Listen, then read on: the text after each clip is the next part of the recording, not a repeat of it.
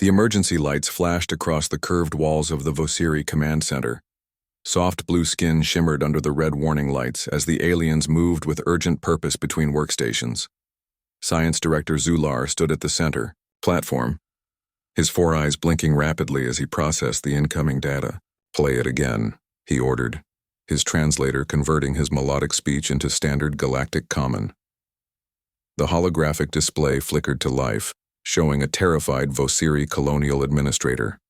Behind him, other blue-skinned figures rushed, back and forth packing equipment and speaking in panicked tones.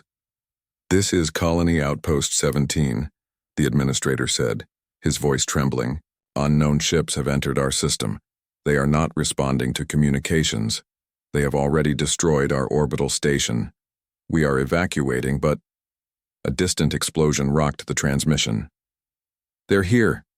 Please send help immediately. We don't have weapons to—" The transmission cut to static. Zular's thin fingers tapped a complex pattern on the console. "That is the fourth outpost to send such a message in the past 16 days. And like the others, we have lost all contact," his assistant added. A tall figure stepped forward from the shadows at the edge of the command center. Unlike the slender blue Vosiri, this being stood on two legs with a straight back. His skin was a light brown, and he lacked the large eyes and delicate features of the aliens around him. "Director Zular," Jack Miller said, drawing the attention of the room. "I couldn't help but notice the emergency protocols being activated." The Vosiri officials exchanged nervous glances. Humans were still relatively new to galactic society. Jack had only been stationed on the Vosiri homeworld for 11 months as Earth's first diplomat to their species. "This is an internal matter, Representative Miller," Zular said carefully. Jack nodded respectfully but held his ground. 4 colony outposts have gone silent. That sounds like more than an internal matter." A murmur ran through the Vosiri officials. They weren't accustomed to such directness, nor to the fact that human hearing was sensitive enough to pick up their earlier conversation from across the room. "How did you know it was 4? One of the junior officials asked. Jack tapped his ear. "Human hearing. And I've been watching the ship deployments from my quarters. You've sent research vessels, not military ships. Whatever's happening out there isn't a natural disaster." Zular sighed, a whistling sound through his narrow nostrils. "Humans are remarkably observant. Yes, Representative Miller, we are facing an unknown threat. But the Vosiri are a peaceful species. Our ships are not equipped for combat." Jack stepped closer to the holographic display. "Earth has warships, fast ones. If someone is attacking your colonies, we can help." The Vosiri officials looked at each other in alarm. Humans had a reputation. Though they had only joined galactic society 3 years ago, stories of their homeworld had spread quickly. Earth was classified as a death world, a planet with high gravity, extreme weather patterns, and an evolutionary history filled with predators and competition. Humans themselves were viewed with a mixture of fascination and fear. "We appreciate the offer," Zular said carefully, "but involving humans might escalate the situation." A young Vosiri burst into the command center, breathing heavily. "Director, Outpost 22 has just sent an emergency signal." "Put it through," Zular ordered. The hologram changed to show another scene of chaos. This time the transmission included something new, a glimpse of the attackers. They moved quickly across the screen, insectoid beings with multiple limbs, and armored exoskeletons. "Kryvax," whispered one of the older Vosiri officials, her voice filled with dread. The transmission cut out after only a few seconds. Jack looked at the frozen final frame, studying the alien attackers. "You know who they are?" Zular nodded slowly. "The Kryvax are mentioned in our oldest records, a hive species that consumes everything in its path. But they have not been seen in our sector for 1,000 years. They're moving directly toward your core worlds," Jack observed, pointing at the star map. "Based on the pattern of attacks, they'll reach your most populated planets within 2 months." The command center fell silent. The Vosiri had evolved as gatherers and thinkers, not fighters. Their civilization had flourished through science and art, not war. How many people live on your core worlds? Jack asked quietly. 17 billion, Zular replied. Jack straightened his back, decision made. I need to use your quantum communicator to contact Earth, now. 30 minutes later, Jack stood before the Earth United Defense Forces Emergency Council, their images projected into a private communication room. He had just finished briefing them on the situation. Admiral Clark leaned forward on the screen. You're certain these Vosiri can't defend themselves? They're brilliant scientists and engineers, Jack explained, but they have no concept of warfare.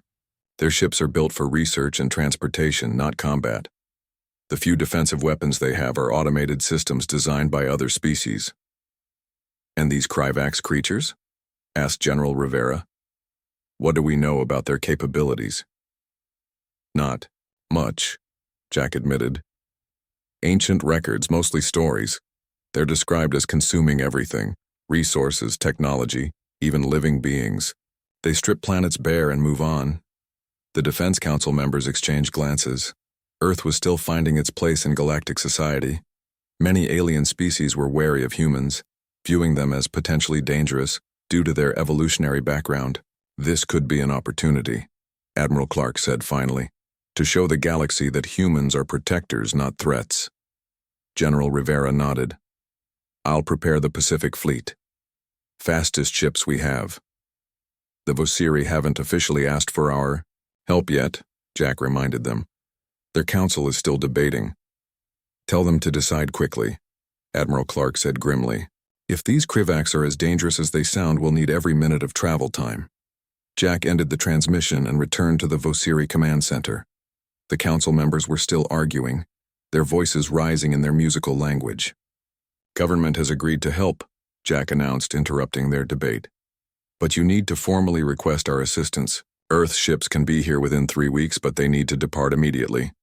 Zular looked at his fellow council members, then back at Jack. Your ships, they are armed for combat? Yes, Jack said simply.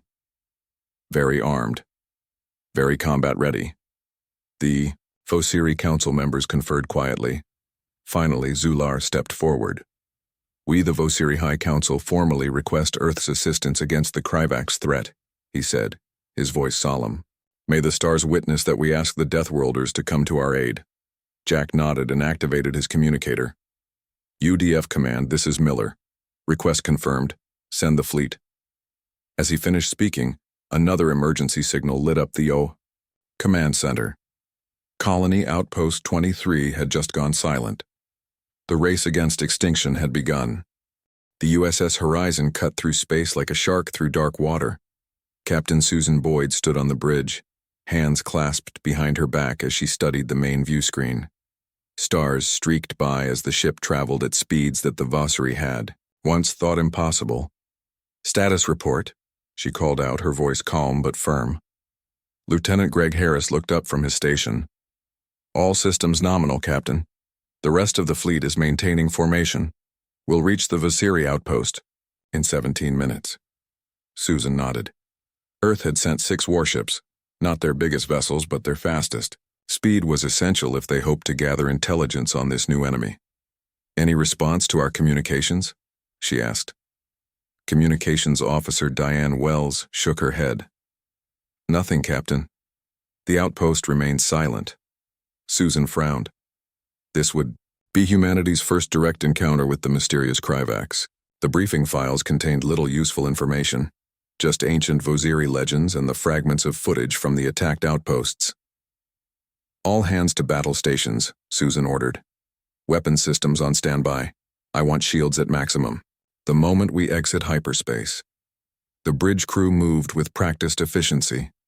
Unlike their Vosiri allies, humans had never known true galactic peace. Even after uniting their own planet, they had maintained military readiness, a fact that had disturbed many of the peaceful species they'd encountered among the stars. The ship dropped out of hyperspace with a slight shudder. The view screen adjusted to show a small planetary body orbiting a red dwarf star. What had once been a thriving Vosiri research outpost now appeared lifeless. Scan the planet, Susan ordered. Science Officer Peter Rodriguez worked his console. I'm detecting extensive damage to all structures. No life signs as I wait. He adjusted his instruments. There's an unusual energy signature, nothing like Vosiri technology. Kryvax? Susan asked. Unknown, Peter replied. But it's concentrated around what used to be the main colony complex. Susan made a quick decision. Prepare a ground team. Full combat gear. I want to know what we're dealing with. 30 minutes later, Marine Sergeant Alan Walsh led a team of 6 soldiers toward the ruined colony in an armored transport. The landscape, outside, was barren, stripped of vegetation that should have been there according to their briefing files. Stay alert, Alan said as they approached the main building. We don't know what we're walking into. The Marines moved with practiced precision, weapons ready. They entered through a gaping hole in what had once been the main entrance. Inside, the destruction was even more apparent. Walls were torn apart, equipment stripped down to bare components. It's like they were looking for something specific, Private Zoe Carpenter observed, kneeling to examine a half-disassembled computer terminal. Or they just took anything they found useful, Alan replied. They moved deeper into the facility. The signs of violence became more pronounced and more disturbing. They found the remains of several Vosiri colonists, their bodies partially consumed. They're not just raiders, Alan said grimly. They're hunters. Lieutenant Kate Daniels, the team's xenobiologist, carefully examined the scene. These aren't random attacks. Look at the precision of these feedings. They targeted specific organs. The brain, the liver equivalent, the specialized glands that produce Vosiri hormones. They're harvesting biological material, Peter said through their comms from the ship. The question is why? A sudden noise from deeper in the facility caused the team to freeze. Alan signaled for them to move forward cautiously. They followed the sound to what had once been a laboratory. Inside, a single Kryvax drone was methodically disassembling equipment. It stood nearly 7 feet tall with multiple limbs and an armored exoskeleton. Its head swiveled toward them, compound eyes glinting in the dim light. For a moment, no one moved. Then the creature emitted a high-pitched sound and lunged toward them with shocking speed. "Open fire!" Alan shouted. The Marines' weapons blazed. The Kryvax's outer shell absorbed several hits before cracking.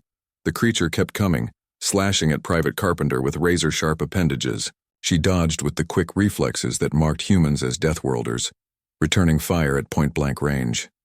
The Kryvax finally collapsed, green fluid seeping from multiple wounds.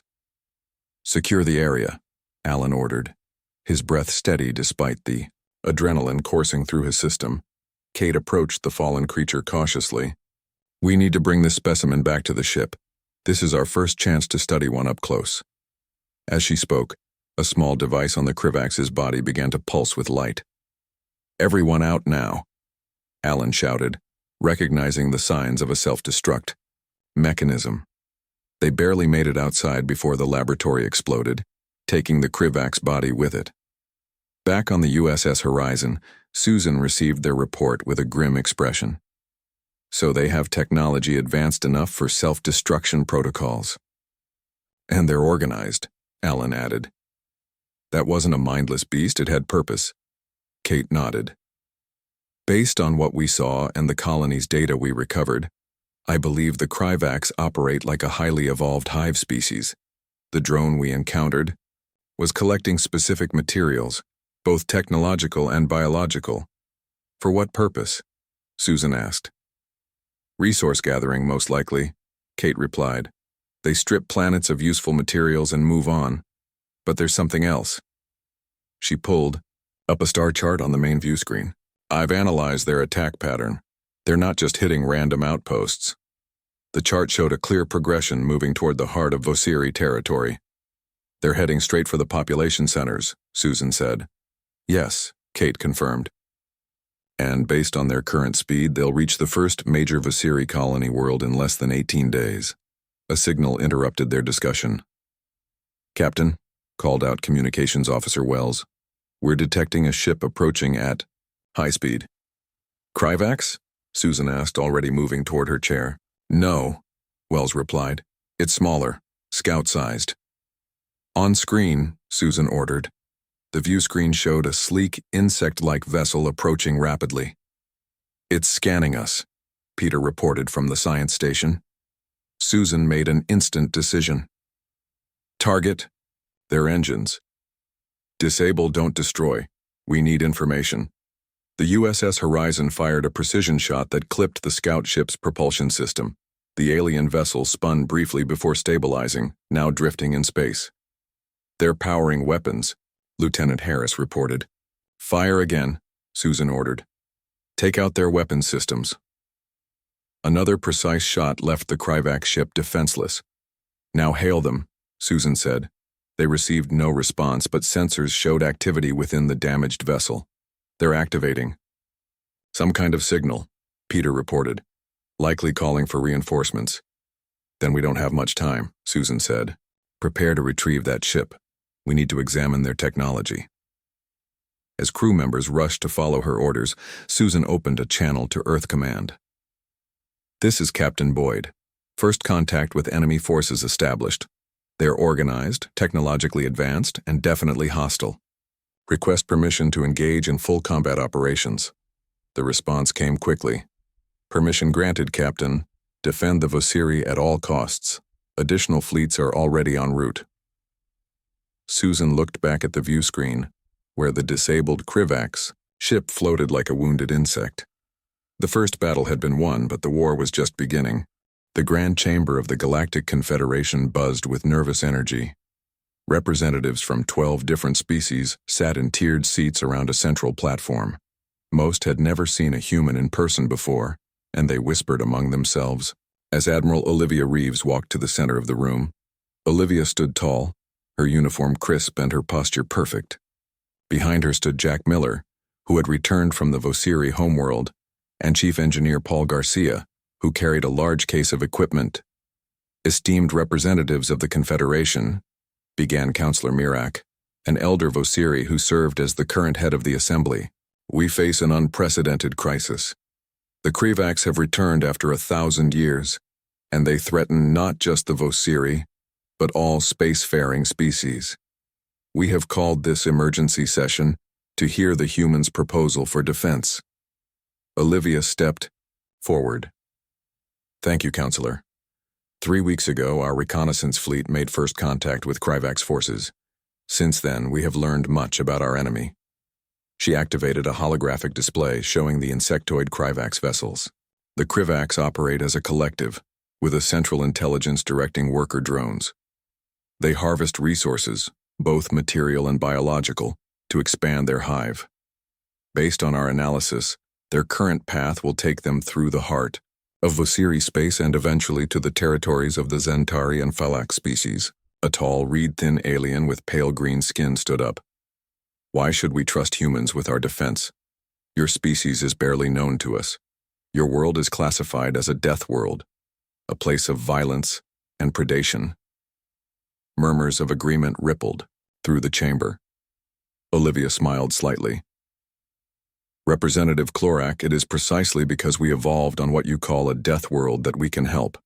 Earth has higher gravity, more extreme weather, and a greater variety of predators than most inhabited worlds. Humans evolved to survive in harsh conditions. She gestured to Jack and Paul. The Vosiri can confirm that our ships have already engaged the Kryvax and prevailed. Jack stepped forward. It's true. Human vessels have fought 3 battles against Kryvax scouts and won each time. The data has been shared with all Confederation members. A small furry representative from the Zentari spoke next. But humans have a history of conflict among yourselves.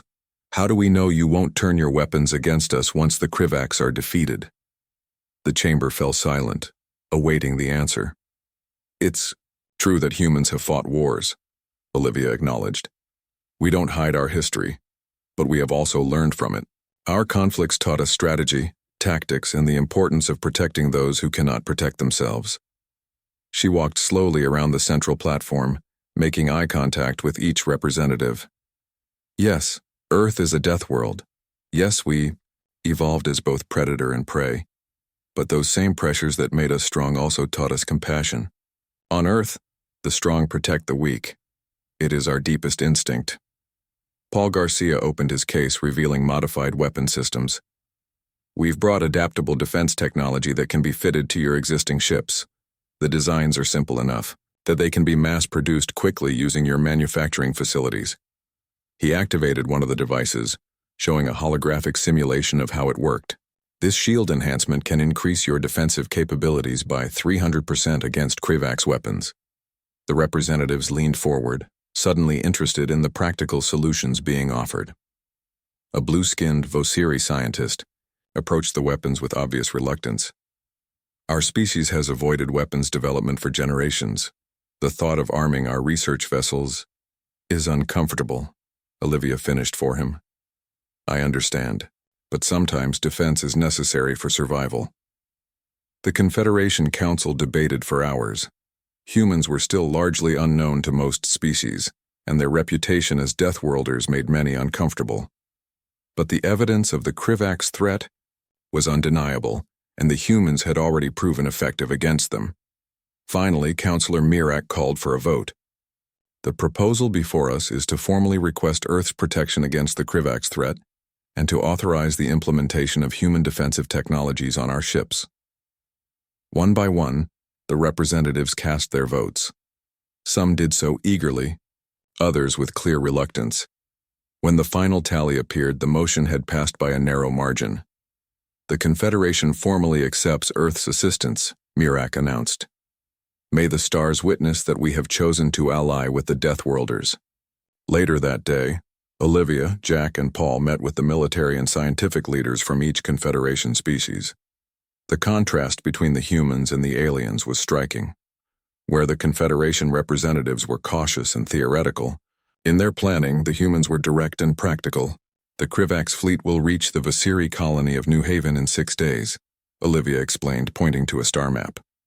We propose establishing a defensive line here, at the Taurus Nebula. The gas clouds will limit their sensor range and give our ships a tactical advantage. A Zentari admiral flicked his ears nervously.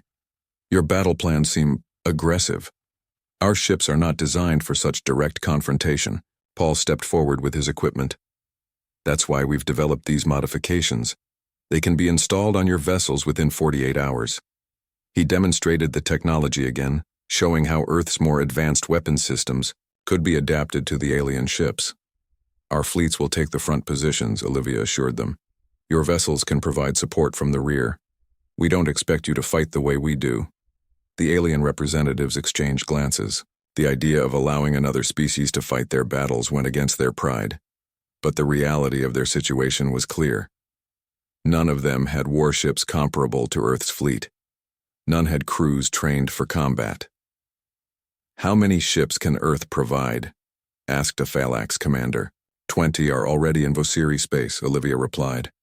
30 more will arrive within 5 days, and our shipyards are producing more as we speak. The aliens looked stunned.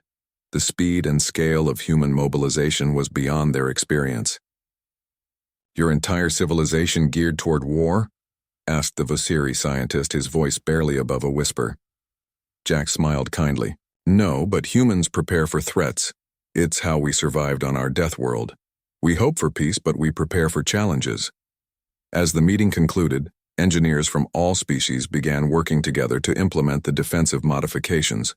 The initial fear of the humans was slowly being replaced by cautious respect. The alliance was forming, though not without tension. On the observation deck of the Confederation station, Olivia stood alone looking out at the stars. Jack found her there and joined her by the viewport. They're still afraid of us, Olivia said quietly. Jack nodded. Yes, but now they're more afraid of the Krivax, and soon they'll see that humans don't just know how to fight, we know how to protect. Olivia turned to look at the alien ships docked alongside Earth's vessels. Let's hope we can live up to their expectations. The real battle hasn't even begun. The space around New Haven glittered with starlight and the hulls of hundreds of ships. Human vessels formed the front line of the defense fleet, their weapons charged and ready. Behind them, the modified ships of the Confederation species waited, in supporting positions. Commander Frank Daniels stood on the bridge of the USS Intrepid reviewing tactical displays. As the human officer in charge of coordinating the defense, he felt the weight of responsibility for not just Earth's forces, but for the entire Confederation fleet. "Status report," he called out. Lieutenant Samantha Reed looked up from her console. "All ships in position, Commander. Human vessels are at combat readiness. Confederation ships report their modified defense systems are online and functioning." Frank nodded. "And the colony?" "Evacuation is 60% complete," Samantha replied. "The last civilian transports will leave within 3 hours." Frank studied the tactical map. The Krivax fleet would arrive soon. Intelligence from scout ships suggested their force was larger than initially estimated, over 200 vessels of various sizes. "Open a channel to all ships," Frank ordered. When the communications officer nodded, Frank spoke clearly. "This is Commander Daniels to all vessels. The Krivax will arrive within the hour. Remember your training and follow the battle plan. Human ships will engage directly. Confederation vessels, maintain your support positions and focus on protecting the civilian transports. Good luck to us all." On the Vosiri support ship Celestial Harmony, Captain Nilara watched the human vessels with a mixture of awe and unease. Her ship had been a scientific exploration vessel just 2 weeks ago. Now it was fitted with shields and weapons designed by humans. "I never thought we would see war in our lifetime," she said quietly to her first officer. "The humans seem almost eager for battle," her first officer replied. "Is it true what they say about Earth? That it is a world of constant struggle?" Nilara had studied the briefing materials about human history. Their world has higher gravity and more extreme climate variations than ours. They evolved alongside predators and survived through intelligence and cooperation. Their history includes many conflicts, but also great achievements in art, science, and philosophy. At that moment, the ship's sensors beeped urgently. "Krivax fleet detected," announced the sensor operator, his voice trembling. "They're emerging from hyperspace now." Across the fleet, alerts sounded as the Krivax armada appeared. The insectoid ships moved in perfect coordination, spreading out into an attack formation. On the USS Intrepid, Frank wasted no time. "All ships engage as planned. First wave, advance." The human warships surged forward, weapons firing in coordinated volleys.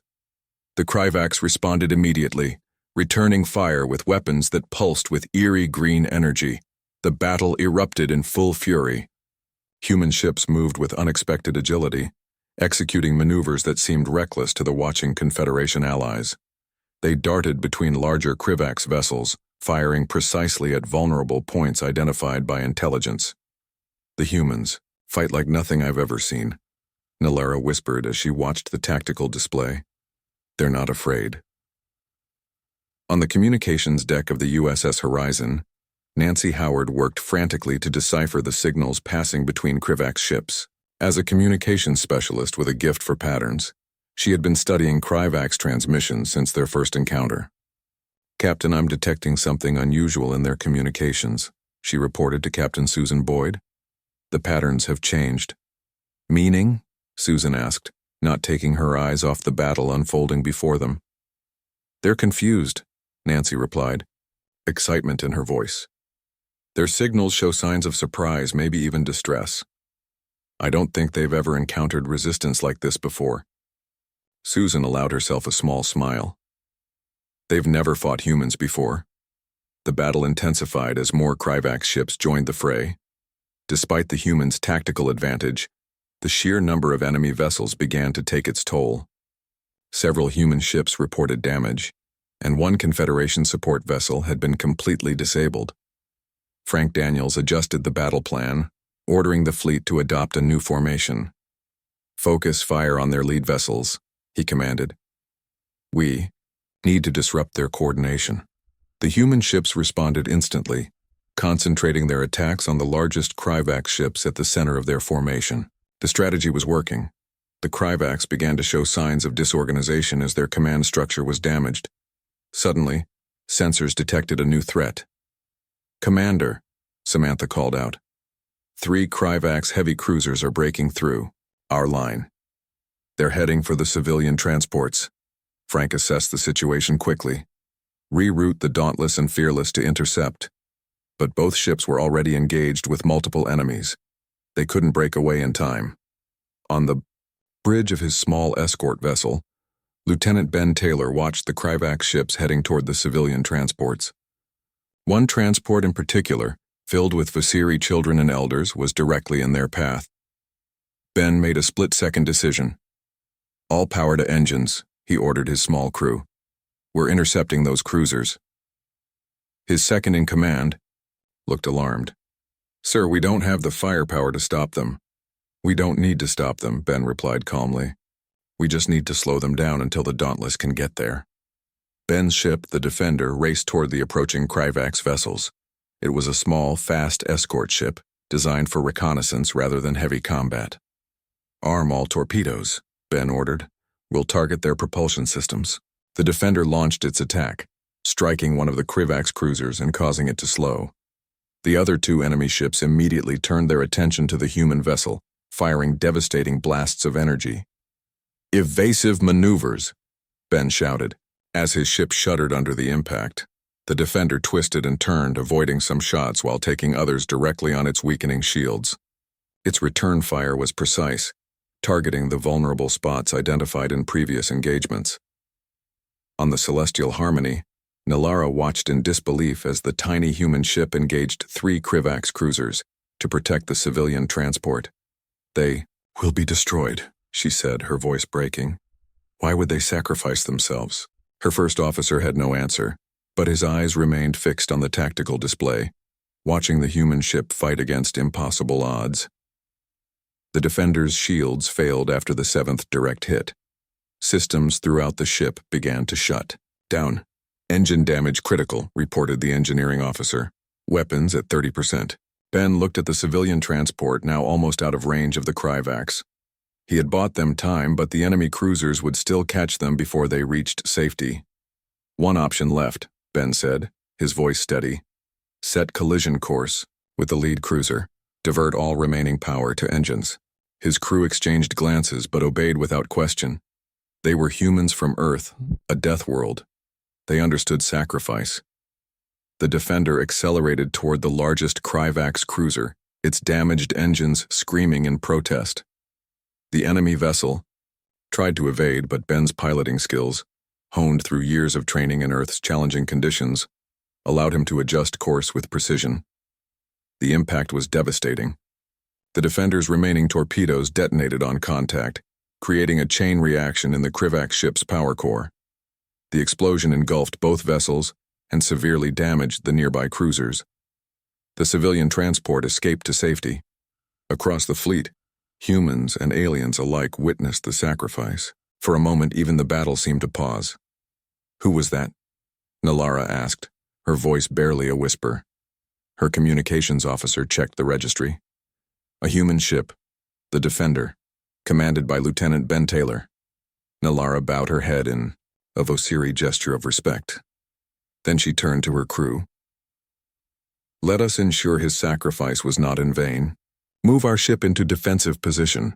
We will protect those transports as the humans have shown us how. Throughout the fleet, the battle continued. The Kryvax fought with increasing desperation as they encountered resistance unlike anything in their long history of conquest.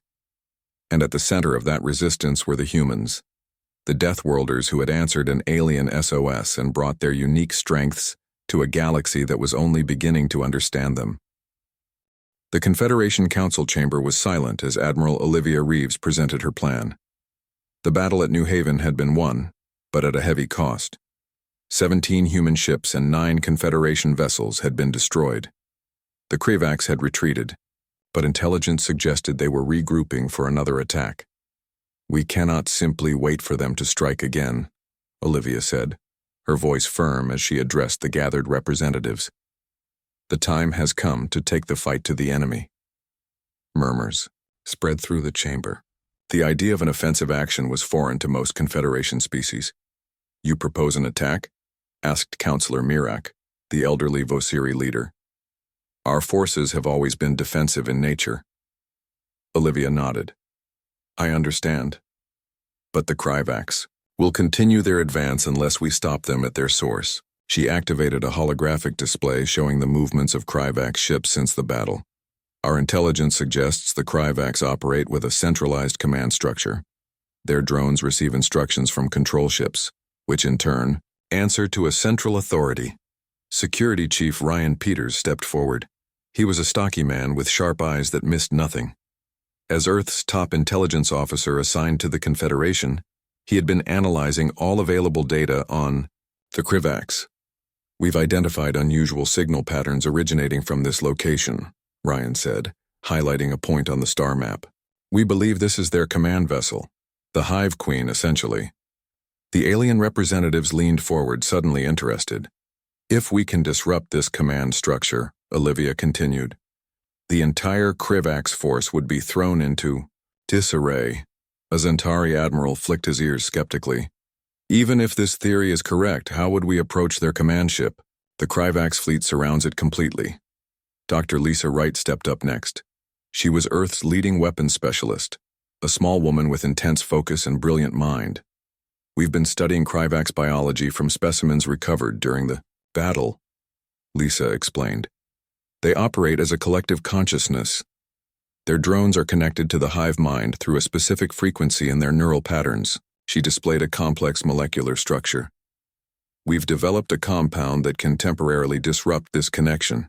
In essence, a targeted bioweapon that would affect only Kryvax physiology. The Confederation scientists in the room looked both impressed and disturbed. Biological warfare was considered taboo by most peaceful species. This isn't designed to kill, Lisa clarified, sensing their discomfort. It will temporarily disable their collective communication, creating confusion that we can exploit to reach their command ship. Counselor Mirak shook his head slowly. Even with such a weapon, how would you deliver it? Our ships cannot penetrate their defenses deeply enough. Admiral Reeves smiled slightly. We don't need to. We need only one ship to get close enough. She outlined her plan. A small, fast vessel would carry a team to deploy the bioweapon directly into the Kryvax command ship's ventilation system. Once the hive mind was disrupted, the combined human and Confederation fleet would attack. This is a dangerous mission, she acknowledged. But if we succeed, we can end this threat without further battles and casualties. The council debated for hours. Many representatives were uncomfortable with such an aggressive strategy, but they could not deny the logic. The Kryvax would continue their advance through Confederation space, consuming everything in their path unless stopped. Finally, they voted to approve the plan. The USS Horizon, under Captain Susan Boyd, was selected to lead the mission. Its advanced stealth technology gave it the best chance of approaching the Kryvax command ship undetected. Engineer Paul Garcia volunteered to lead the boarding team. As the designer of many of the modifications that had been successfully deployed during the battle at New Haven, he understood Kryvax technology better than most.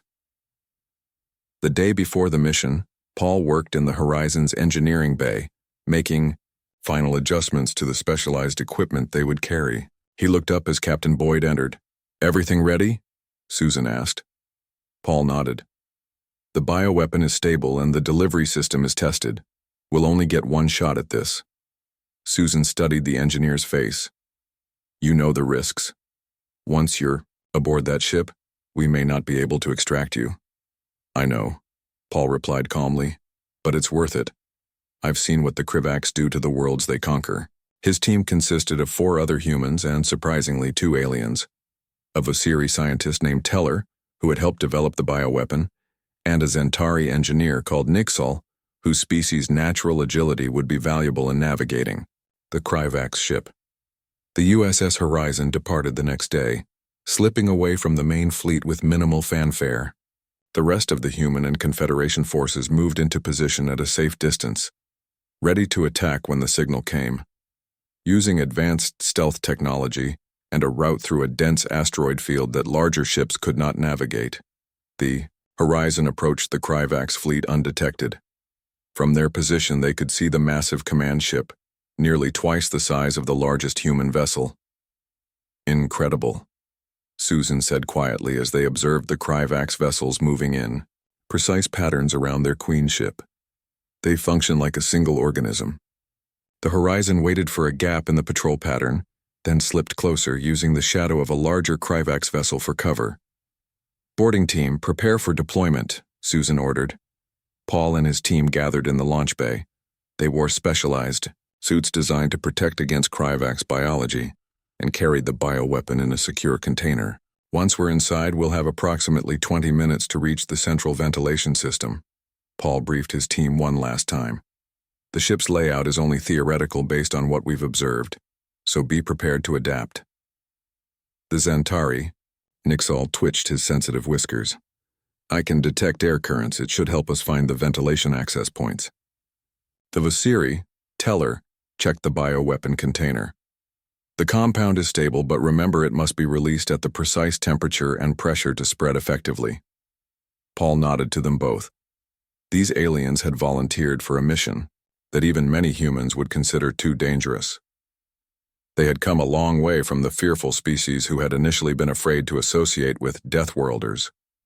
The team boarded a small, stealthy transport pod designed to look like debris. The Horizon released them during a moment when the Kryvax sensors were focused elsewhere, and they drifted slowly toward the command ship. "We're approaching the outer hull," Paul reported back to the Horizon. "No sign we've been detected." They located an external maintenance port, a feature they had observed on smaller Kryvax vessels. Nixal used his specialized tools to override the simple security system, and they were in. The interior of the Kryvax ship was unlike anything they had seen before.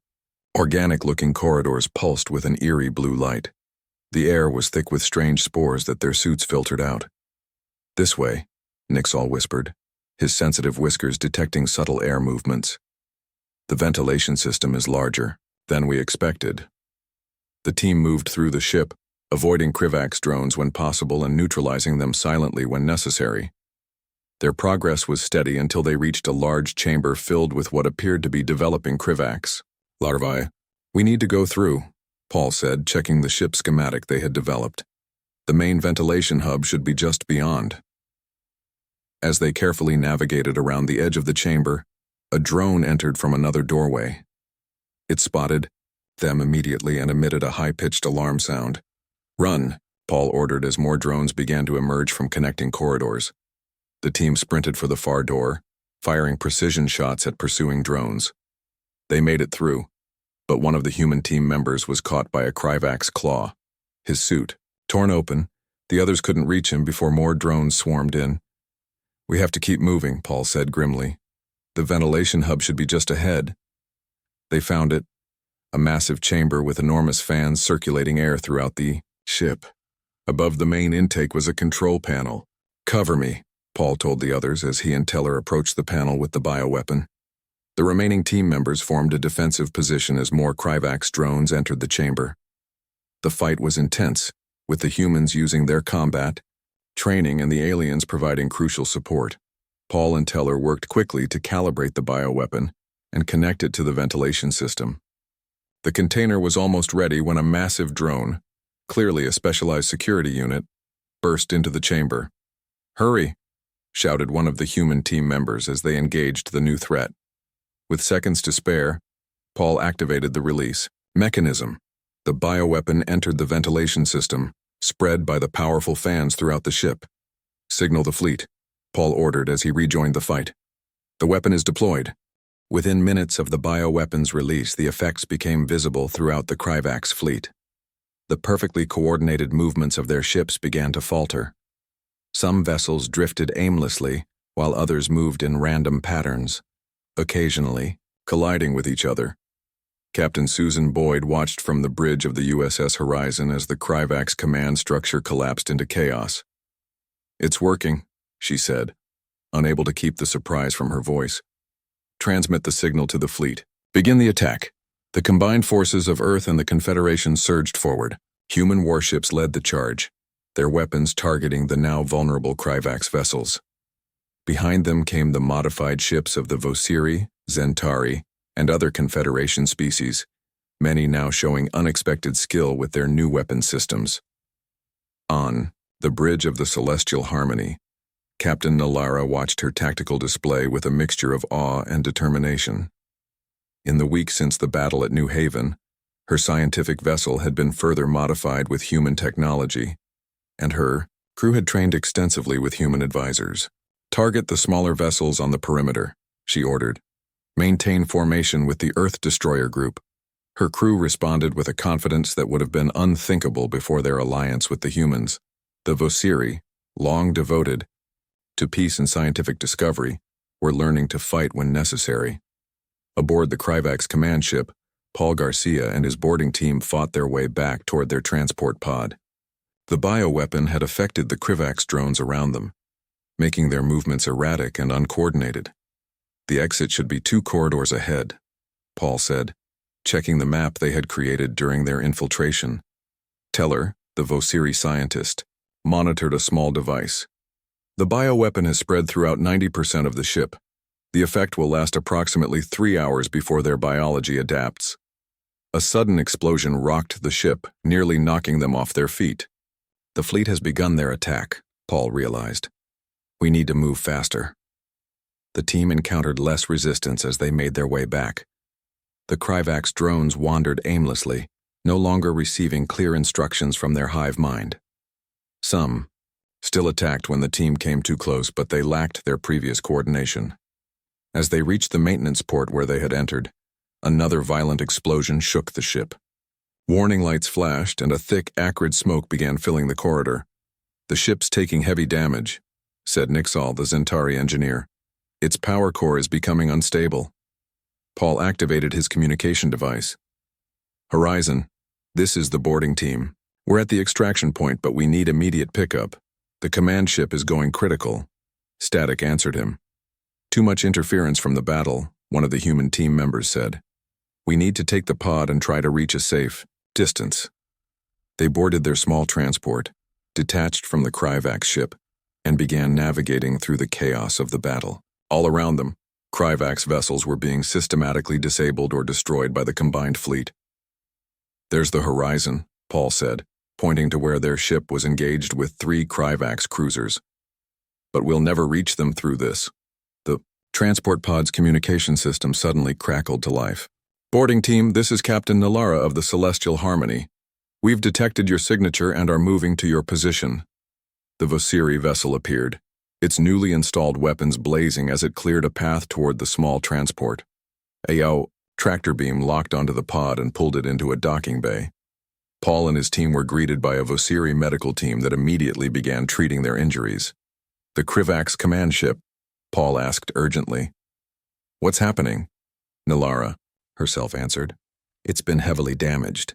Our fleet is targeting its propulsion systems to prevent escape." On the main view screen they watched as the massive Kryvax vessel attempted to flee, its movements sluggish and uncoordinated. The combined firepower of the human and Confederation ships converged on it, systematically disabling its weapons, engines, and finally its main power core. The resulting explosion was visible across the battlefield, a brilliant flash that momentarily outshone the distant stars. With their command ship destroyed and their hive mind disrupted, the remaining Kryvax vessels began to retreat in disarray. Admiral Olivia Reeves, coordinating the battle from her flagship, gave the order: "Pursue but do not destroy unless necessary. We want to drive them back beyond our borders." The fleet obeyed, herding the retreating Kryvax ships away from Confederation space. For the first time in their long history of expansion, the Kryvax had been decisively defeated. 3 weeks later, representatives from Earth and all Confederation species gathered for a formal ceremony. The Grand Chamber was filled with dignitaries, military personnel, and civilians from a dozen different worlds. Admiral Reeves and Counselor Mirak stood side by side at the center of the gathering. A treaty was displayed on a holographic pedestal between them. "Today we formalize a new era of cooperation," Mirak announced, his aged voice carrying clearly through the chamber. "The Kryvax threat has been pushed back beyond our borders, and monitoring stations have been established to warn of any future incursions." He turned to face the human delegation. "We also formally extend an invitation to Earth to join the Galactic Confederation as full members. The announcement was met with applause from most species, though some still showed signs of reservation. The fear of Deathworlders would not disappear overnight. Admiral Reeves stepped forward to accept the invitation. Earth is honored to join the Confederation. We pledge to use our strength to protect all peaceful species and to learn from your wisdom and scientific knowledge. After the ceremony, Jack Miller, the diplomat whose warning had started it all, stood with Captain Nalara on an observation deck overlooking the combined fleet. "Your ships look different now," Jack observed. "I barely recognize the celestial harmony with all its modifications." Nalara nodded. "Yes, we have changed much in these past months, but not all changes are visible from the outside." She gestured to where her crew mingled with humans and other species at the celebration. "Many of us feared humans when we first learned of your world. We called Earth a death world and saw only the potential for violence in your people." "And now?" Jack asked. "Now we understand that the same evolutionary pressures that made you strong also taught you compassion. On a world of predators, you learned that the strongest must protect the weakest. On a planet with harsh conditions, you learned to value each life because it could be lost so easily." In another part of the observation deck, Paul Garcia stood with Teller and Nixel, the aliens who had joined his boarding team. They had formed an unlikely friendship during their mission. "What will you do now?" Teller asked Paul. "Admiral Reeves has approved the creation of a joint defense force." Paul replied, "Ships crewed by both humans and Confederation species. I volunteered to help design them." "I would like to join such a force," Nixal said, surprising them both. "My people have much to learn about courage." Near the main viewport, a small memorial had been established. It displayed the names of those who had fallen during the conflict. At its center was an image of Lieutenant Ben Taylor and the USS Defender, the small ship that had sacrificed itself to save a transport full of Vasiri civilians. A group of Vasiri children placed glowing crystals beneath the memorial, a tradition of their people to honor those who had given their lives for others. One child looked up at a human officer standing nearby. "Were you afraid to face the Kryvax?" the child asked. The officer smiled gently. "Yes, we all were. But sometimes, being brave means acting even when you're afraid." As the celebration continued, news arrived from the borders of Confederation space. The Kryvax had retreated far beyond sensor range, their once mighty fleet scattered and leaderless. "They will return eventually," Admiral Reeves said to Counselor Mirak as they reviewed the reports. "Their kind always does." "And when they do," Mirak replied, "they will find us stronger and united. They will find that when threatened species send an SOS, Earth's Deathworlders will answer, and so will we all."